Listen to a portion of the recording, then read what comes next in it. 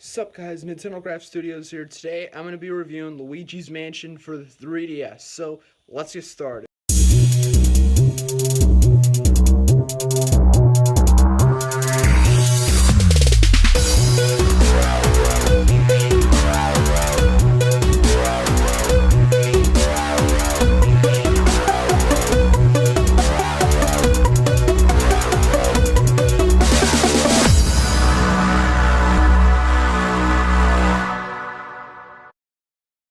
So yeah, Luigi's Mansion on 3DS. If you guys haven't seen my channel at all, or you're brand new or anything like that, you probably don't know that I love Luigi's Mansion to death. And seeing it come on the 3DS did kind of sadden me, but I kind of thought, maybe it's good. So, let's get into it. So, we'll start off with presentation.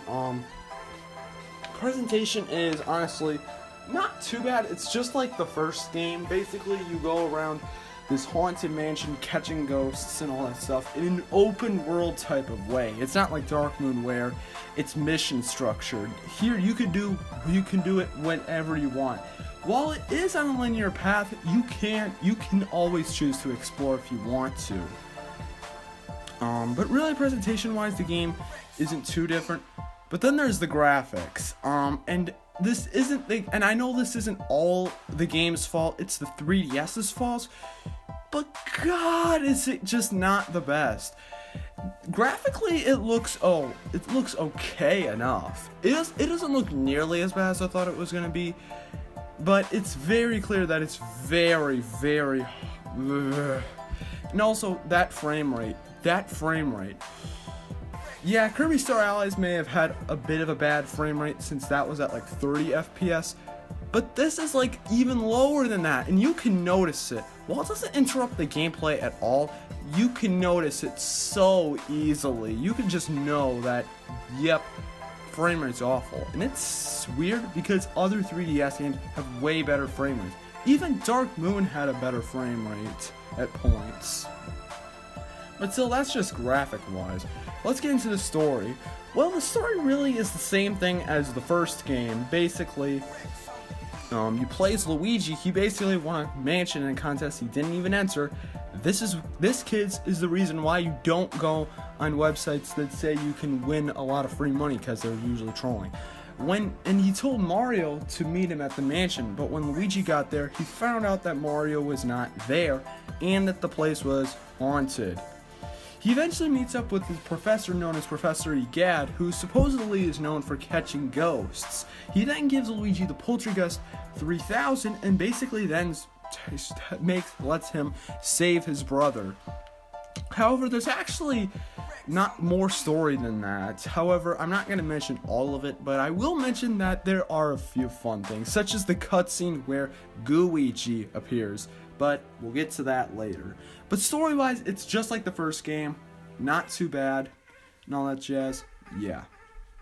Now let's go into gameplay. So the gameplay basically just involves you catching ghosts. Basically by either flashing your light on them, or brand new to this remake, you can actually flash them with the strobe bulb.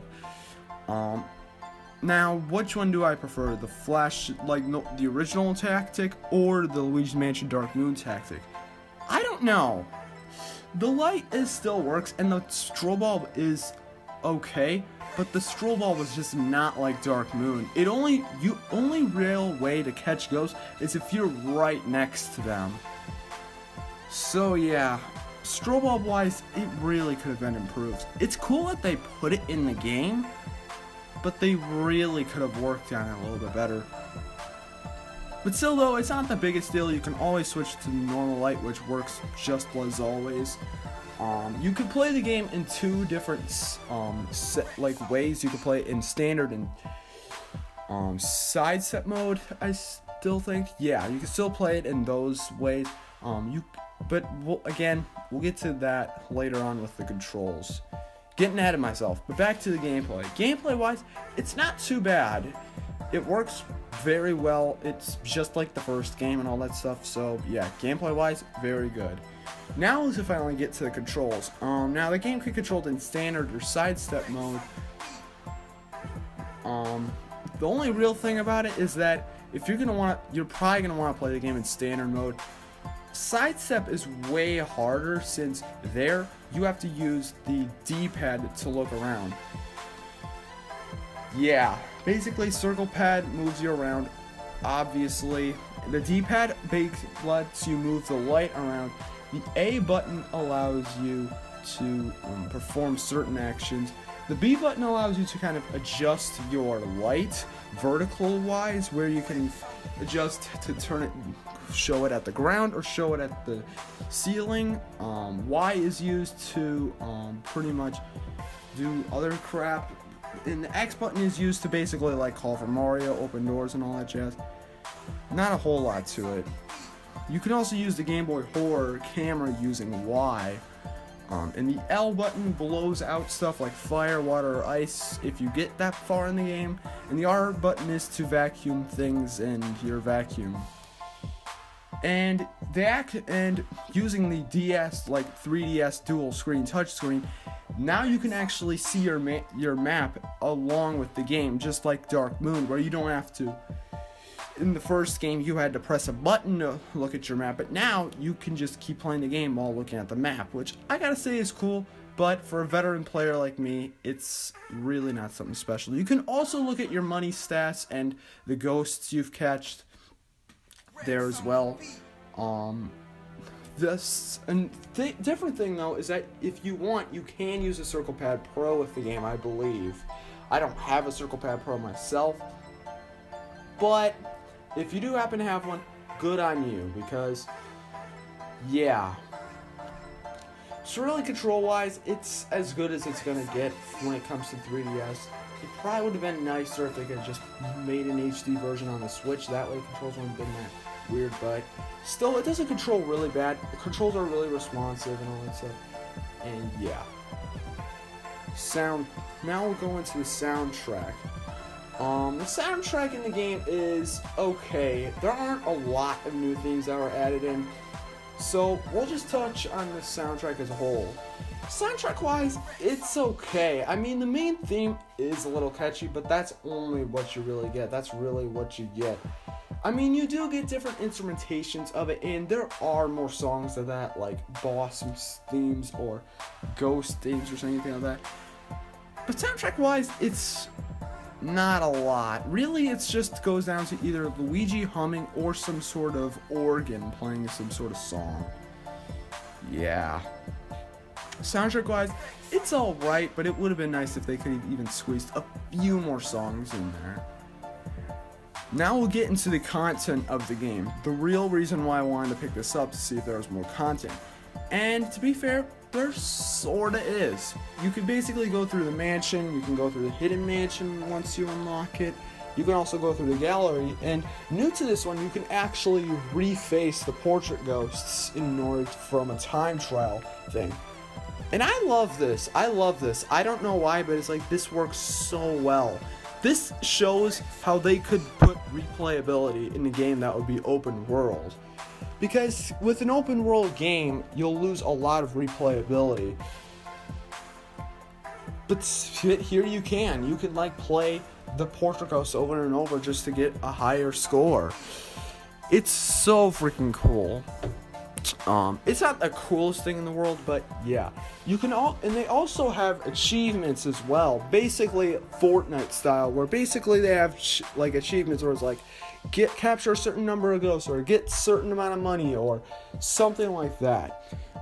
There's not really a whole lot to the achievements, but yeah, still the achievements are a nice little addition. It makes you kind of want to keep playing it over and over. You kind of want to know a little more. You want to try and finish all these achievements.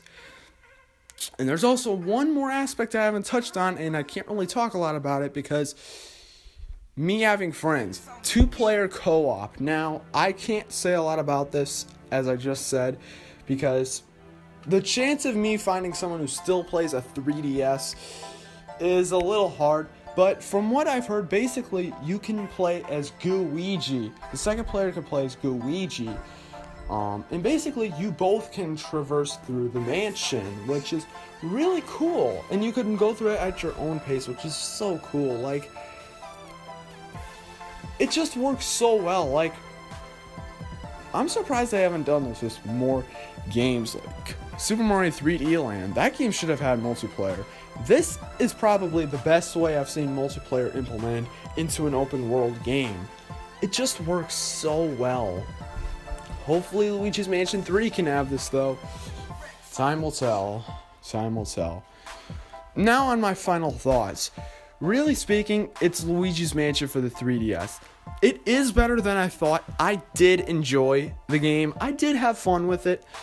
But to be fair, when it comes to a remake, I would have expected more. Even though the 3DS may be a bit underpowered, that doesn't mean they could have squeezed in more stuff. They did fix some of the problems with the first game, which I'm happy about. But I just don't know. I feel like there should have been more stuff. There should have been more content. The frame rate should have been better. And I just feel like there should have just been, I don't know, it just feels like a reboot of the first game. But still speaking, that stuff can kind of just go away at least for a while, because this game still is really cool. On my scale of 0 to 10, I give this game a 7 out of 10. And would I recommend this game? Well, for those of you Luigi's Mansion Dark Moon fans out there who still have a 3DS and haven't played the original, I'd recommend it. You'll have a lot of fun.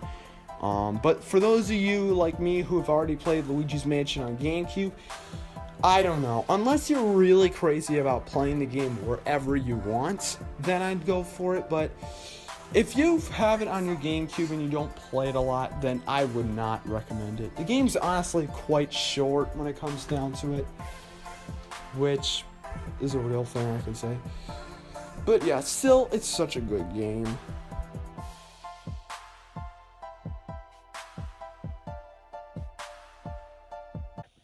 So yeah, that was my review. Hope you guys enjoyed it. Sorry it took a little long to get out, time and all that crap. And yeah, so anyways, make sure to like and subscribe if you guys liked this. Let me know in the comment section if you guys agree with this review. And if you guys want to follow me on my social media, links will be in the description to my DeviantArt and Twitter accounts. Not my Twitch, because I don't use my Twitch very much. And also, I just want to put this little segment at the end of the video, because I want to mention 2 videos that are going to be coming up on my channel. 2 that are coming up this weekend, hopefully. Splatfest video, that's one of my priorities. I want to get a Splatfest video out. And I'm also going to get a video of the Pinball Expo, Chicago Pinball Expo. I'm going to get a video about that. Like, I'm going to make a vlog and all that stuff. So yeah, be sure to be tuned for that stuff. And as always, I will see you guys in the next video. Peace out. Take care.